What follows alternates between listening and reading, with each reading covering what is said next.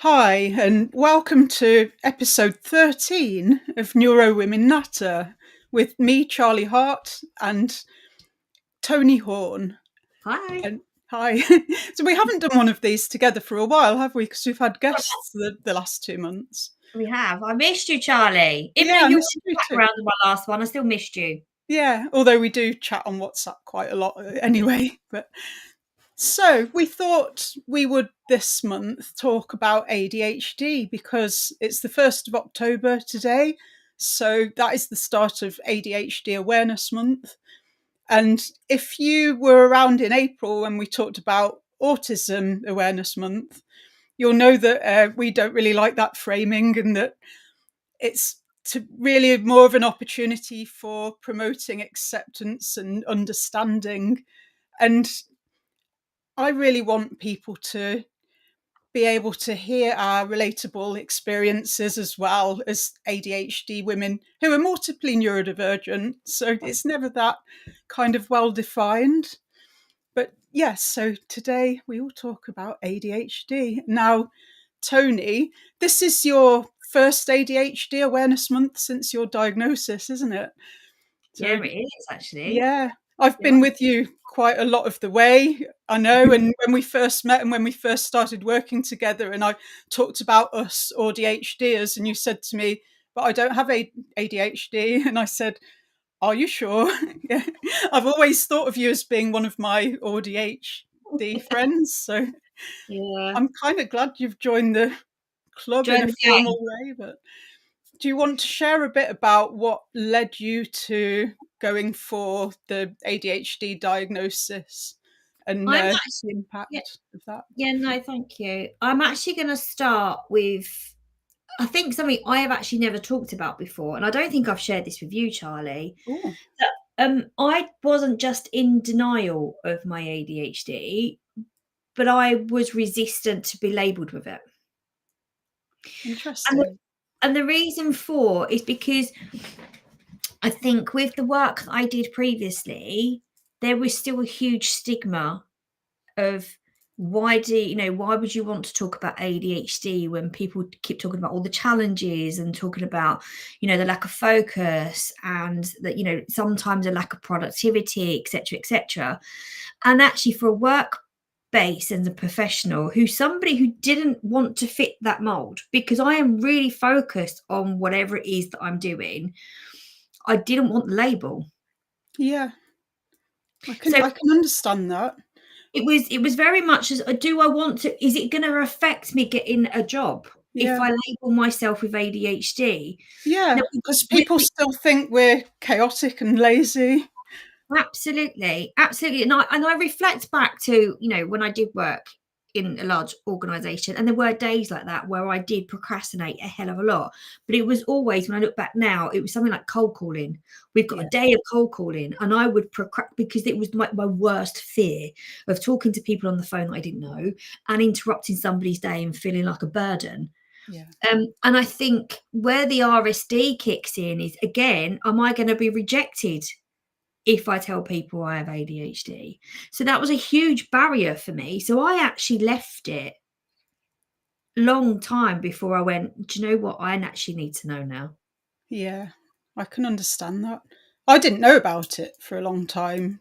It's only when I realised I was autistic, and I thought actually maybe the reason that me and Sai get along so well and there's this synergy between us, maybe he's autistic as well. And I could certainly see some of the traits. But when I was trying to persuade him to go for autism assessment, and nothing seemed quite a good fit for him. But then he's a musician, he's in bands, and some of his fellow musicians who he regards as cool were starting to say, "Oh, I'm diagnosed with ADHD." So we looked at the traits. It's like lists of how it can present in adults and the kind of issues you might have, and that could be things like addiction and struggling with relationships, hot temper, uh, all these things, and it just seemed to fit. But then it still took another few years for me to realize that actually you can't put all of my challenges down to autism and complex trauma, that I have elements of ADHD as well. And then looking back through my school reports and realizing, although it hasn't been continually noticeable all through my life, it was certainly there when I was at school. So it just took a really long time to think, do you know, I might be autistic and ADHD. And then a long time to get the diagnosis, because it's so easy to fob us off and say, no, it's just autism plus trauma, and that's how it presents.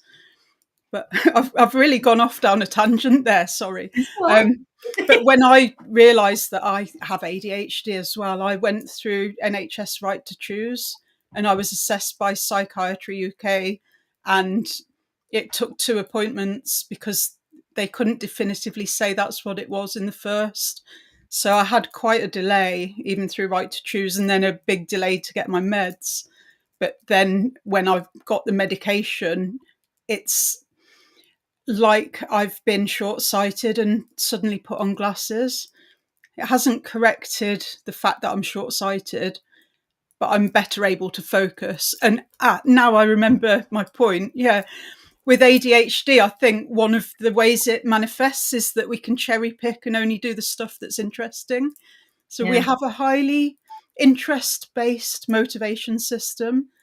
So in my 20-year role in HR systems and management information, I could eat work for breakfast. I was highly focused, churned through huge complex projects. But if somebody asked me to do something tedious or something that didn't seem to add much value, so that could be anything to do with pensions, anything to do with payroll processing and checking, anything to do with producing total remuneration statements that I know people just bin straight away, any of that. And it's like computer says no. So I'd leave, although my autistic side wanted to be on top of my workload and constantly turning things around and impressing people, my ADHD side just was having none of that because it was boring. Yeah. Is that what it was like for you? Yeah, I mean, again, I got to a point, obviously, through the work that I do, I talk about ADHD, autism, dyslexia all the time. And obviously, my son's been diagnosed with ADHD, and I was still in that denial. So I thought, you know what, I'm gonna put myself forward. And I went down Right to Choose, because a lot of people have been telling me, like yourself, Charlie, are you sure, Toni? And you're really sure. And I've spoken about, see the shiny radiating off you. Yeah. And that's the thing. So I went down, and it was an horrendous experience of the fact that I had to bring up everything from my childhood. You had to, I was going through this tick box, and I was like, yep. But the bits that stumped me on those tick box was, have you ever been in trouble with the police? No. Have you ever done this? No. And I was a bit like, okay, so maybe I don't fit it. But is everybody with ADHD get in trouble all the time? No, they don't. And this is where we not stereotypic as well, and risk averse. It becomes that stereotype. And then I read my mum's report, and I was like, wow. And I was like, well, you've never said anything. She said, I've always spoke to you about, how you'd be dancing around the living room constantly, and you'd have to have our full attention if we didn't watch your dance shows and all this. I know most kids do that, but there was a continuation of the things I was doing. And then when I went through the actual process itself, because I went through Right to Choose as well, and I was actually really shocked with the hyperactivity part. And I said, I've spoken to you about this before, and I thought, oh, maybe I've got a little bit of attention defect, because I know there's things that, I will sit down and do them when I really push myself. And obviously, as a coach, I've got strategies to do things which I didn't before. But when I was like, no, I'm not hyperactive. No, I'm not. And then ruled off all this stuff that I'd done in the past. I went on a holiday to Cyprus and ended up staying there and working there for a year. I've jumped out of aeroplanes. I've done paragliding. I've done rock climbing. And she's like, really? Do you really think that you are hyperactive? That sounds pretty hyperactive. But it was a revolution when I got the diagnosis. And my husband, bless him, has never said anything. But as soon as I got the diagnosis, he said, Tony, I've always known. You're so much like me, but in different ways. He said, but the difference between you and I is that because you're ADHD, you mask it a lot. And I think one of the biggest things that people say to me that I actually feel like a fraud when people say this to me. They go, you're so confident. You're such a confident person. And actually, I'm probably one of the most insecure people that you'll ever know. Yeah. So we've got some things in common and some things not in common. And this one, I'm totally with you. I think that when you're an amateur dramatics kid, that you get used to being in front of people and performing confident, and it's a performance, and we can have a mask or a persona really where the insecurities are not visible on the surface. And I think that's quite common with ADHD. And it's not really, I don't want to get on the gender soapbox, but I don't think it's necessarily a gendered thing. And I see people talking about how women with ADHD have to mask or they're forced to mask. And I think it's more to do with if you've got responsibilities, like you're holding down a job, or you're a mother, or you want to do well at school even, that we have to seem like we have our shit together. And if you're struggling with executive functioning, like getting things started and planning workload and remembering where everyone's meant to be and when and all that stuff, we have so many coping strategies to keep our shit together and to maintain that illusion of having our shit together that you can't see the ADHD. So it's to do with not gender, but responsibility. But I also think there's a high social drive there, and the fear of rejection comes into that, though, because ADHD, we really want to connect.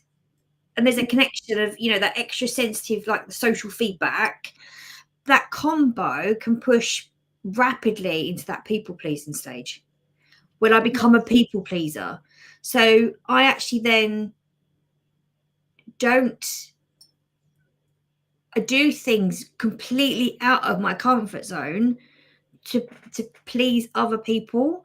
And then obviously it does has a knocked on effect on me later, because I haven't set healthy boundaries for myself and I haven't done this other stuff. And I think that's where ADHD comes in, because there is the autistic side of me is I'm really cannot be sociable today, and I really can't be bothered to be around anybody at all.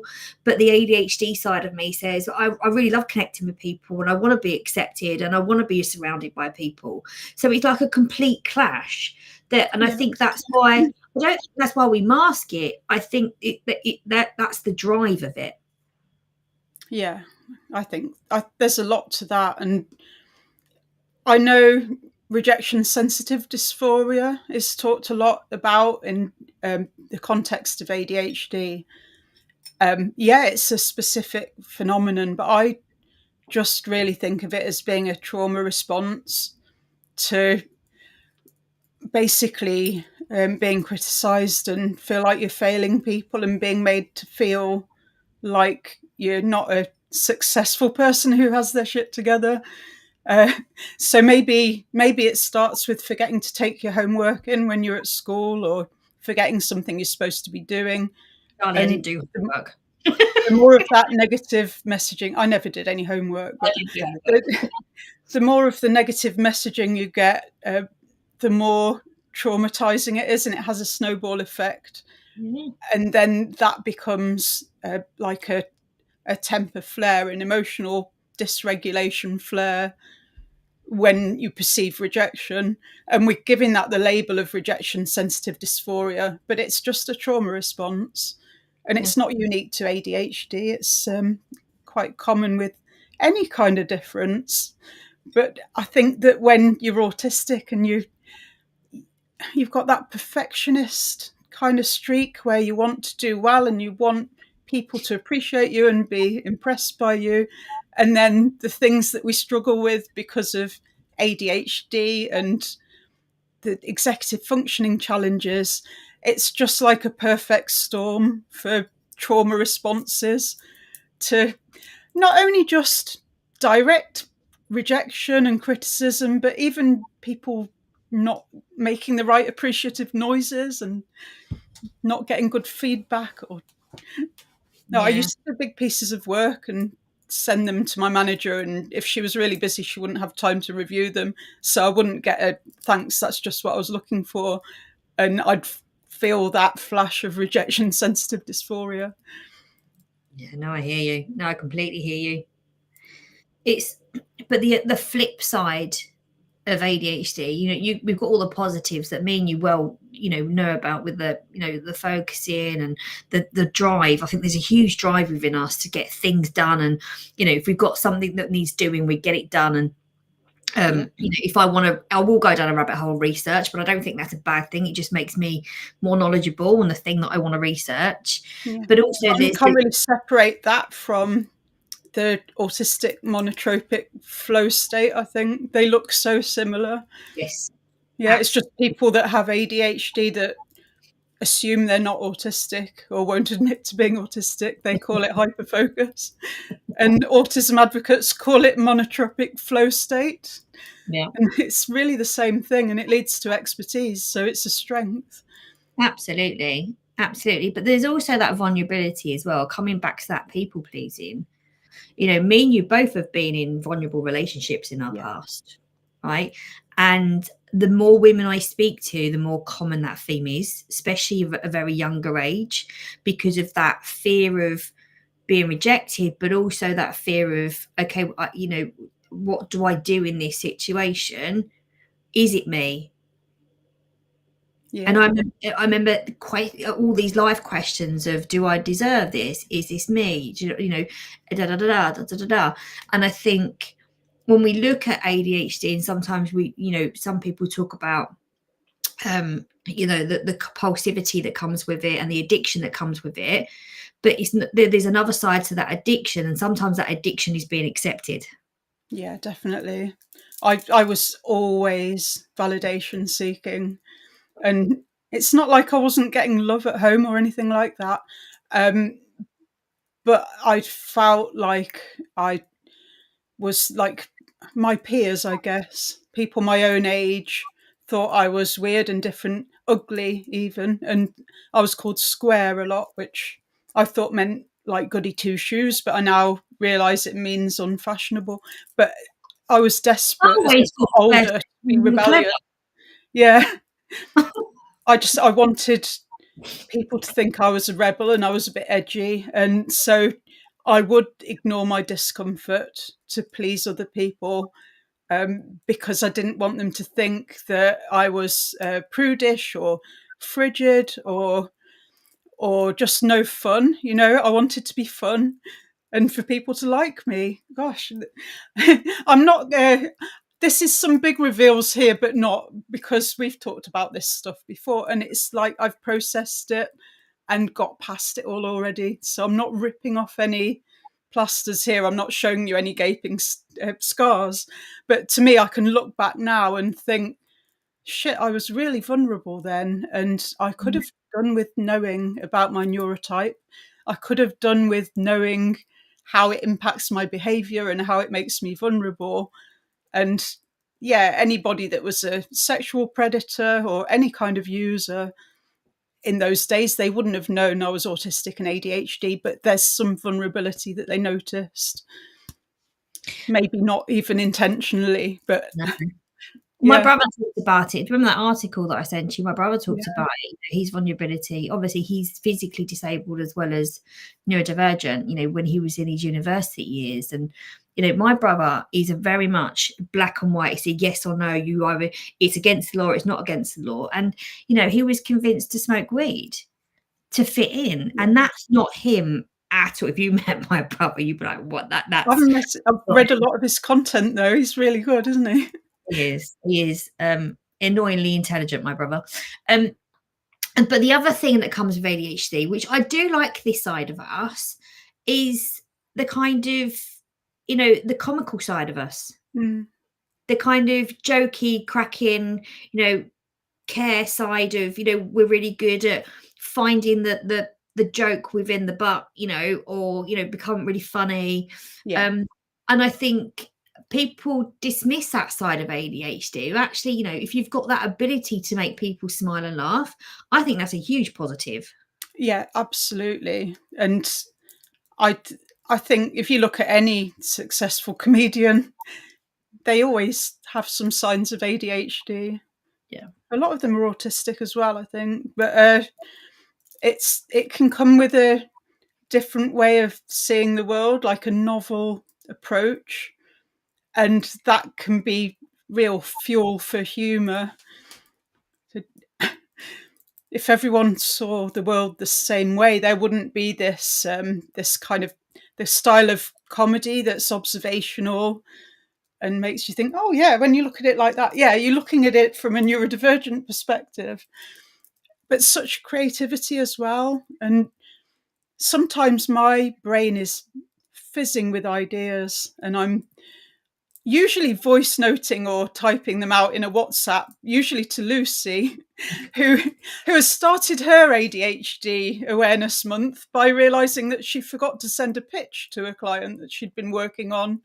So Yeah, and some of the greatest ideas come at 2 o'clock in the morning. Remember me sending that group text message literally I got up and I sent it to myself at 2 o'clock in the morning about that project that we're doing. yeah, Obviously, I won't disclose the project.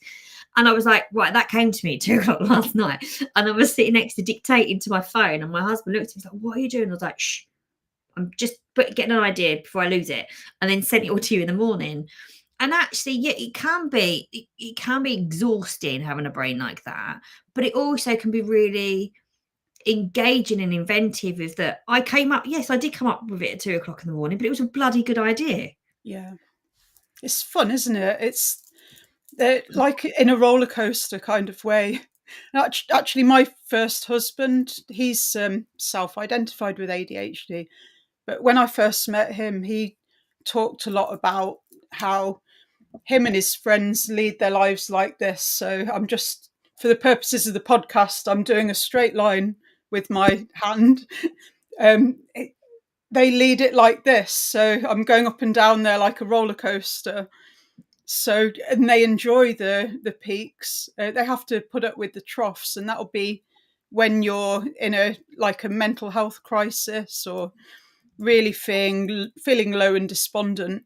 But he thinks if you didn't have those low points, that you wouldn't have the peaks either. And he'd much rather do that than be a flat line where everything's the same all the time.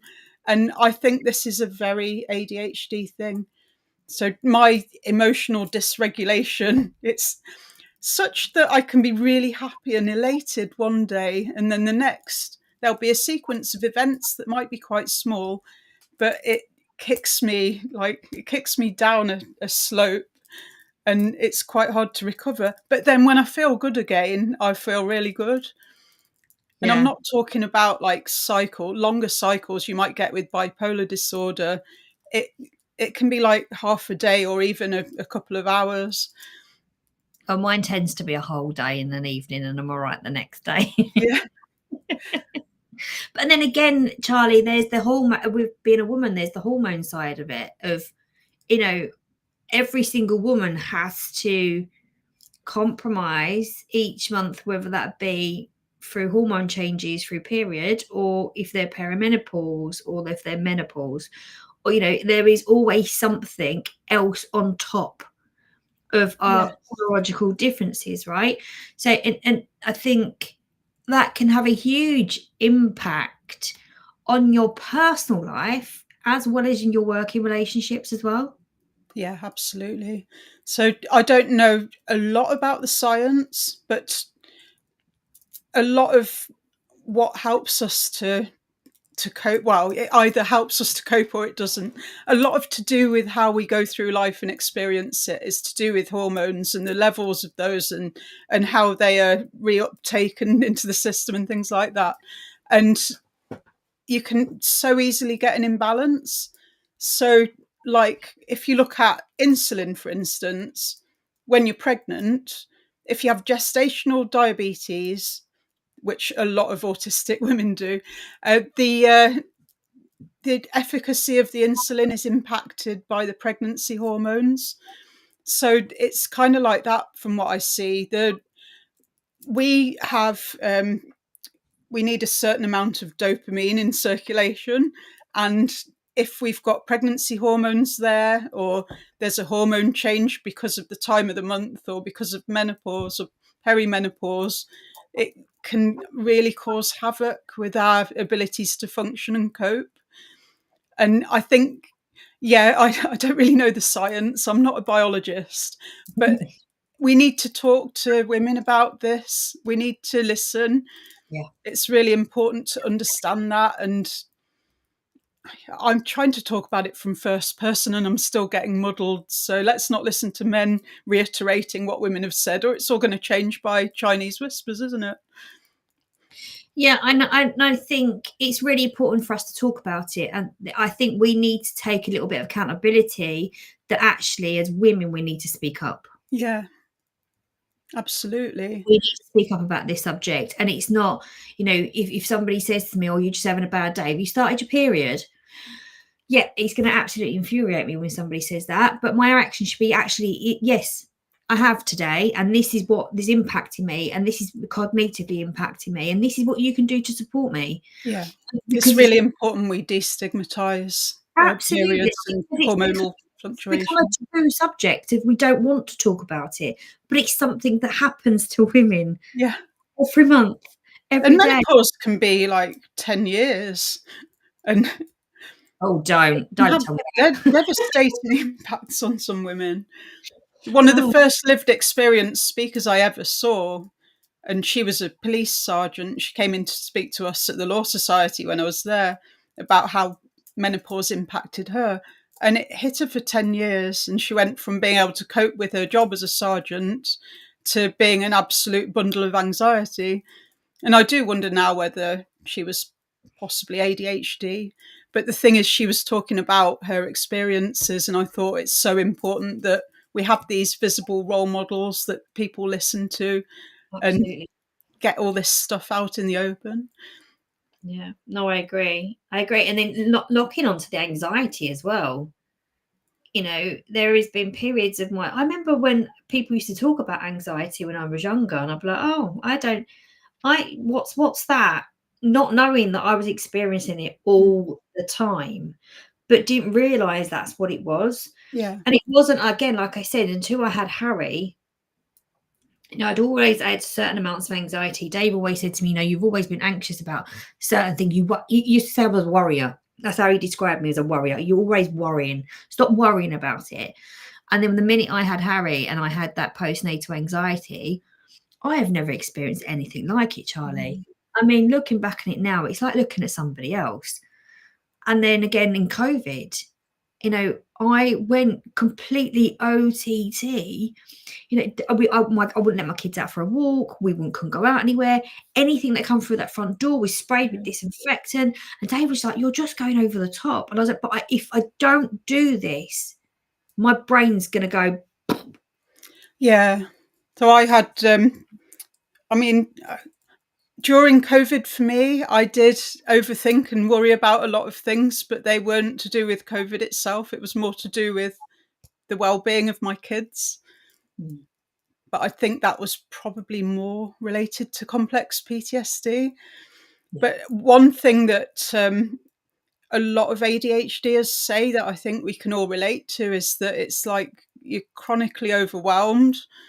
So there's just so much overthinking and so many tabs open. We ruminate so much. And I'm a big believer in being open about our coping strategies and particularly medication. And the first to admit that, as well as taking ADHD meds to help me focus during the day, I take amitriptyline to help me shut down and go to sleep at night. And that combination really works for me. Otherwise, I would be lying awake at night, ruminating and worrying about stuff. I'm going to say, I'm actually going through some family problems at the moment. And I don't think I've had a decent night's sleep in the last 2 weeks because there's stuff going on in the family personally. And, you know, it does have a huge effect. And even if I take my medication, my ADHD medication, yes, wow, my brain's silent and it's great. It's absolutely, I mean, the effect of there's no noise. There's no noise. But the minute I come off that, I become overwhelmed with exhaustion, but I still can't sleep because then my brain goes, oh, we need to start thinking about all this stuff that's going on at the moment. Yeah. My husband's a pure example. He came home from work last night and there was something he needed to be done today. And he just kept talking over with me and over and over. I'm like, Dave, you're overthinking it. And he's like, I've got to.